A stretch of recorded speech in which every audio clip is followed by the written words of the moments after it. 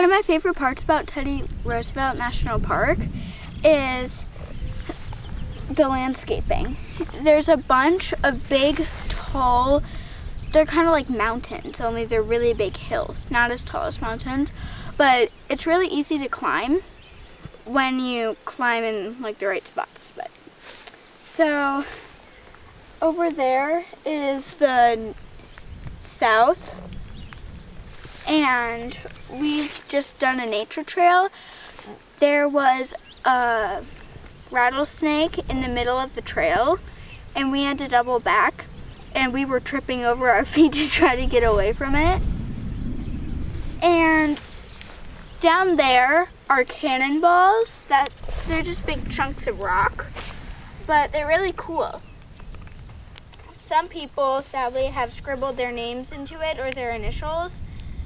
And what message can we give to people in the parks about doing those types of things?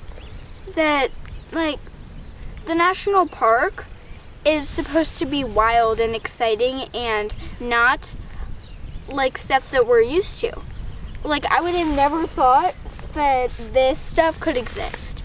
So, like, when people scribble their names into it, that kind of ruins it ruins the rocks. And some people scribble their names into tree bark. That, like, damages the tree. So we can't stop the people doing that by going up to them and saying, hey, that's wrong, unless we see them doing it. But we can make sure that the rest of the national park is protected. Talk about the hike yesterday. The Cap Rock Coulee Trail. What happened on that trail? So we went to the Cap Rock Coulee Trail, and it's 4 miles. We walked 1.5 when we found our path blocked by about 25 buffalo down the chasm, and they started moving after a while, but one stayed and was just staring up at us. So we had to go back. Dad, Mom, Henry, and Lincoln stayed to get some pictures. Me, Grandma, and Grandpa went back because I was getting really hot. And then we went to Prairie Dog Town.